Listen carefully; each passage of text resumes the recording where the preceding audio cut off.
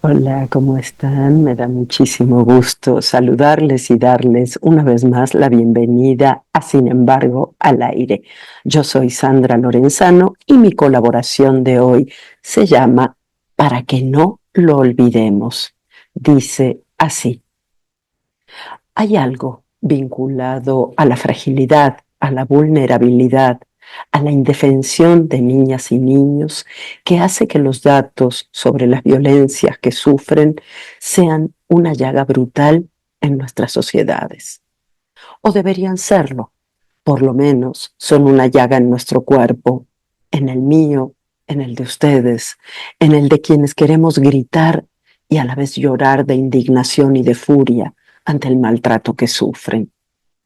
Lo cierto es que en la catarata de noticias que recibimos cada mañana, las de las infancias vulneradas son pocas y suelen pasar inadvertidas. Sin embargo, hace algunas semanas, la foto de un niño fue primera plana en los periódicos de por lo menos esta parte del mundo. La de Liam Conejo Ramos, un niño ecuatoriano de 5 años que fuera detenido por ICE, el Servicio de Inmigración y Control de Aduanas de Estados Unidos, víctima de la criminal política de Trump contra los migrantes. Tiempo atrás nos habían horrorizado las fotos de niños en jaulas en la frontera sur de aquel país durante la presidencia de Obama. ¿Se acuerdan? Está claro que los menores migrantes, acompañados o no, han sido y son un foco rojo en el respeto a los derechos humanos de uno y otro lado de la frontera entre Estados Unidos y América Latina. Hace unos días me sacudió una nota cuyo encabezado es Los horrores del centro familiar de Lice de Dilley, Texas, relatados por los niños detenidos. Y una cita de los niños: no nos tratan como humanos. Sin medicamentos, con comida en mal estado, insultos, agua contaminada, separación de familias, aquello es un infierno. Los testimonios son estremecedores. Los tratados internacionales protegen a las infancias migrantes, comenzando por la Convención sobre los Derechos de la Niñez, donde se establecen ciertos principios derivados del derecho internacional, tales como el interés superior del niño y la niña, la igualdad y no discriminación, el derecho a expresar su opinión y ser oído, el derecho a la vida. Sin embargo, a pesar de todo el andamiaje legal y de cómo establece la UNICEF los derechos de los niños, viajan con ellos, lo cierto es que están expuestos a múltiples peligros durante su travesía. Como explica Tania Ramírez Hernández, directora ejecutiva de la REDIM, la Red por los Derechos de la Infancia en México. Los peligros a los que están expuestos las poblaciones migrantes en México, tanto mexicanas como extranjeras, amenazan su seguridad, su integridad física, su libertad y sus derechos humanos. Entre los más comunes que enfrentan están el robo, la extorsión, el secuestro, la trata de personas, la desaparición o adversidades como los climas extremos, la falta de comida, agua y cobijo, e inclusive actitudes xenófobas y racistas. Esto se agudiza para niñas, niños y adolescentes no acompañados. Ellos son más susceptibles a caer en redes de tráfico, trata de personas y reclutamiento forzoso por parte de grupos del crimen organizado. Durante su travesía, su salud se puede ver amenazada por las hostilidades del clima, la falta de alimentación, de agua, el acceso a servicios básicos y la exposición a enfermedades. A esto hay que sumarle acoso, abusos sexuales y violaciones, así como las cada vez más frecuentes desapariciones. Nuestro país se ha convertido en uno de los más peligrosos del mundo para las y los menores en situación de movilidad. En audiencia ante la Comisión Interamericana de Derechos Humanos, Redim documentó con investigaciones realizadas en 2021 y actualizadas en 2025 que entre 145,000 y 250,000 niñas, niños y adolescentes se encuentran en riesgo de ser reclutados o utilizados por grupos de la delincuencia organizada en México. Sin duda, el Estado mexicano tiene la obligación internacional de fortalecer su protección y de garantizar medidas de prevención efectivas bajo un enfoque de derechos humanos que coloque el interés superior de la niñez en el centro de las políticas públicas.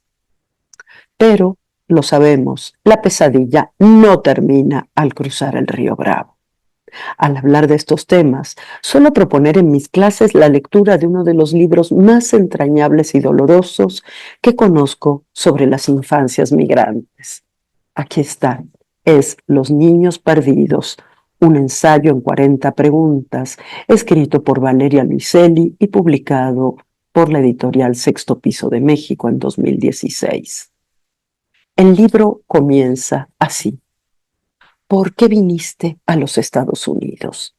Esa es la primera pregunta del cuestionario de admisión para los niños indocumentados que cruzan solos la frontera. El cuestionario se utiliza en la Corte Federal de Inmigración en Nueva York, donde trabajo como intérprete desde hace tiempo. Mi deber ahí, dice Luiselli, es traducir del español al inglés testimonios de niños en peligro de ser deportados. Así comienza el texto, decía, y a lo largo de las páginas, cada una de las preguntas dará pie a que la historia de alguno de los niños o niñas entrevistados y la insensibilidad del sistema de justicia se cruce con la de la propia Valeria, mexicana que vive en Nueva York, con una hija que en ese momento tiene aproximadamente la misma edad que esos chicos.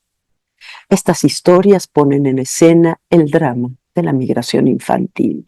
Los menores no acompañados que entran a Estados Unidos se cuentan por miles y por miles también los deportados. Mientras escribo estas líneas, se publica que el deportado más reciente es un bebé de 2 meses con problemas respiratorios que estaba con sus padres y su hermanita en la prisión de Dilley, donde jamás fue atendido. Los 4 fueron abandonados apenas hace unas horas del lado mexicano de la frontera. Si cuando publicó en 2016 el libro Valeria Luiselli, este era ética y políticamente imprescindible, lo es aún más en esta criminal era Trump. Quisiera cerrar con uno de los párrafos de Los niños perdidos que dice así, y quizá la única manera de entender estos años tan oscuros para los migrantes que cruzan las fronteras de Centroamérica, México y Estados Unidos, sea registrar la mayor cantidad de historias individuales posibles, escucharlas una y otra vez, escribirlas una y otra vez, para que no sean olvidadas, para que queden en los anales de nuestra historia compartida y en lo hondo de nuestra conciencia, y regresen siempre a perseguirnos en las noches, a llenarnos de espanto y de vergüenza, porque no hay modo de estar al tanto de lo que ocurre en nuestra época, en nuestros países, y no hacer absolutamente nada al respecto, porque no podemos permitir que se sigan normalizando el horror y la violencia. Hasta aquí el párrafo de Luiselli. No, digo yo, no podemos permitirlo. Vaya este artículo de hoy para que no lo olvidemos. Muchísimas gracias por haberme acompañado una vez más. Muchas gracias por los maravillosos mensajitos que me dejan cada 2 semanas en nuestro canal de YouTube. Ustedes saben, porque me gusta repetirlo, que me entibian el corazón. Les agradezco infinitamente, los abrazo con mucho, mucho afecto y nos despedimos para la próxima. Cuídense mucho, por favor.